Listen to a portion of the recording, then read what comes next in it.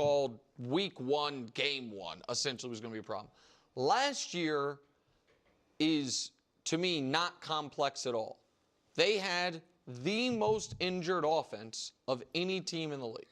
They had, by week 4, they were without their top 2 running backs, their second, third, and fourth tight ends.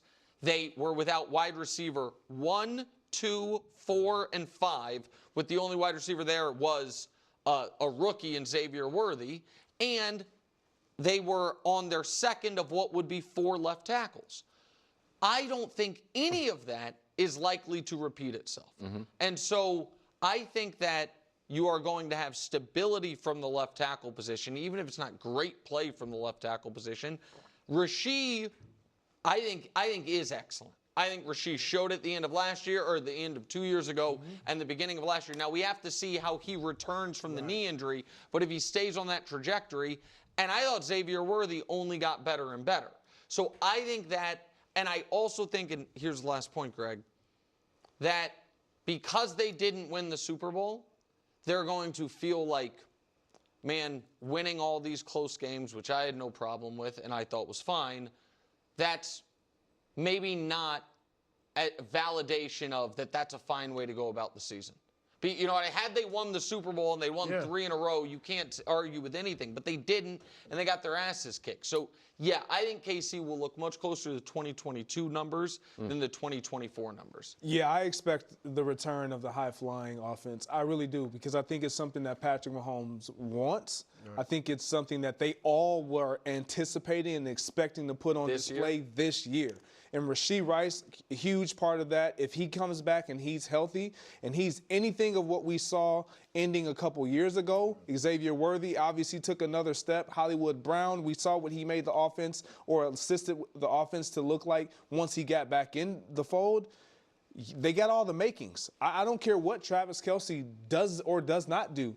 They're going to be a high-flying offense because of those speedsters, and with Patrick Mahomes having, if he gets any form of protection, he wants to push the ball down the field. And the fact that they're able to now play without the pressure of going back to back to back, look, man, we don't care. We don't care. We lost the Super Bowl. That is last year. It's almost like playing with house money now. Right. And I wonder if it will lead to a less gaudy regular season record. Where it felt like last year was everything about last year felt like it was almost mechanical, waiting for the playoffs, grinding out these victories. And there wasn't, like, the most joyful moment of the regular season was the blocked field goal against Denver. Yeah. Because, you know what I mean, that was a game that, and I do think that the three-peat quest was weighing on them. They handled it better than any team ever has, literally, by getting back to the Super Bowl. Especially with all those injuries that you mentioned. But it didn't seem, it was the second straight year that it did seem like Patrick was, I don't know if frustrated is the right word, but tense. Yeah. Not tense is wrong because he wasn't nervous. But you understand what I mean? I should have. Yeah.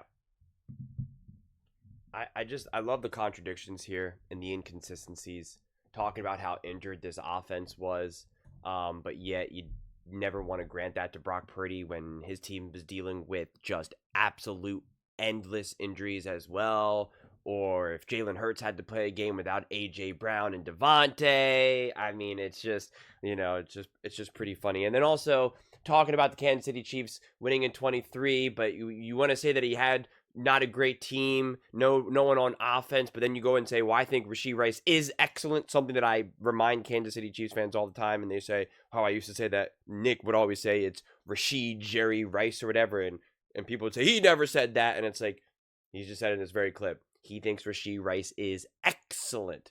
So excellent wide receiver. So don't tell me that he then won a Super Bowl with no help and no support offensively, having, an excellent wide receiver and an all-time great Travis Kelce and an all-time great head coach in Andy Reid and literally the best defense in the NFL, holding teams in the playoffs to 10 points. 10 points. Just, it's just kind of silly. And This is why it's always so hard to do Kansas City Chiefs clips, specifically through First Things First. Because like even just this take, like I just want to be able to talk about the Chiefs, right? And just talk about like what they can do offensively and what this looks like and, the pieces that they come back. But then it's got to be like, well, the Kansas City Chiefs, we know, they were the best ever to deal with the 3P pressure and, and this and that. And it's just like, can we just stop for 2 seconds? I mean, it's just, I mean, the constant gassing up, it's comical at this point. I just, yeah, I don't know, and you talk about the mechanicalness of the regular season and how you're saying that the regular season doesn't, that it was all kind of, dry and forced and not that exciting because of the narratives that you pushed, that the regular season doesn't matter or that they're just practicing or that these close games are by design. And and so I like that became a self-fulfilling prophecy. That's a literal self-fulfilling prophecy. Or if they lost to a team in the regular season, it doesn't matter because we already know they're guaranteed to win the Super Bowl and this or that. That's what happens when you take away the regular season. That's what happens. So just, but in terms of what their offense, can look like and their high fly, can expect to return to high flying Kansas City offense, I think first and foremost it comes down to the O-line more than anything. Will Patrick Mahomes and Andy Reid, for that matter, have the time to actually have the plays develop in the ways that that they want to be able to do offensively? That will be the biggest question technically. And then like I talk about in all my Kansas City Chiefs clips at this point in terms of like the offense and what they can look like. And Nick didn't bring this up. I thought he was going to because he's had it now in multiple clips. Like it's pretty much seen that Rashee Rice will be suspended for what happened last offseason with the high-speed car crash and all of that type of stuff, that there's gonna be suspensions with that. And then there's still the whole back and forth thing with Xavier Worthy, and that thing keeps changing because now Xavier Worthy suing his ex-fiance and his ex-fiance suing him, and so it's just like and now they both have, well, so she has a restraining order against Xavier Worthy, and now he's trying to file, a restraining order against her. And so it's just like, again, who really knows what comes of that? If anything, maybe it's nothing, maybe it's something. Again, I have no idea, and I don't even know if we would even have any information by the next, by this coming season, if anything.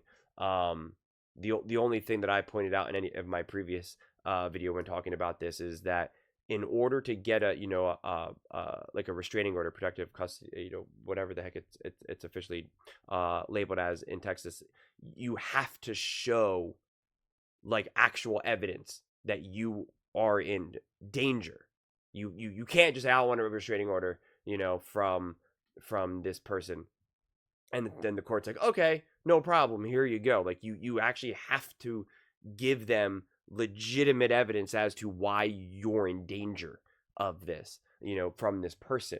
So to me, again, that the fact that she was granted that is already makes things then technically slightly messy. But again, he's now claiming that she's lying about everything, and I'm not here to hash any of that stuff out. I'm not here to say that anyone's guilty or not guilty or anything like that. It's only just to talk about that, it matters if Xavier Worthy is on or off the field, and same thing with Rashee Rice. Like you have two receivers who are currently have ongoing off-field things happening. Again, whether it goes left or right, up or down, I have no idea. I'm not making any predictions, nor am I passing any judgment one way or the other, because I don't have any of the information. But it is still a question mark, because even if you're just missing one of those receivers for 4 or 5, 6 games, like that's going to potentially change the approach of this offense. But yeah, I mean, yeah, I think, especially considering how last season unfolded, you have to expect that they will be significantly better in terms of what they'll be able to do offensively. To me, though, the question is, though, it's not so much will they return to their high-flying offense. It's going to be more of the question of what do the Broncos now look from a complete team perspective? What do the Chargers look like from a complete team perspective? The Bills, the Ravens, the Eagles, again, looking at all of these teams both offensively and defensively. So you get to actually have these teams now play complementary football. The Chargers should be able to do that better. The Broncos should be able to do that better. We already saw what the Eagles were able to do. The Buffalo Bills, the Ravens, these are all teams that the Chiefs are, guaranteed to play. And so it's just like, what is that all going to look like, right? Will the Eagles defense still be able to swallow up the Kansas City Chiefs? Will that Broncos defense, as they showed last year, be able to swallow up this offense? And now that the Broncos offense should be better, will they be able to put significantly more pressure on that Kansas City Chiefs defense, and therefore now the pressure on the Kansas City Chiefs offense? And then again, pretty much same story with the Los Angeles Chargers as well. And now I guess even technically the Raiders, but to a less degree because we haven't really seen anything of what they've been able to do. So again, to me, it's kind of looking at the Kansas City Chiefs also in relation to all the other teams as a whole. And I encourage you to actually have a real conversation about what that looks like, rather than just the automatic, no one can stop the Chiefs. Every year we talk about the Chargers. Move past that lazy narrative already. It's okay to contemplate what these things look like.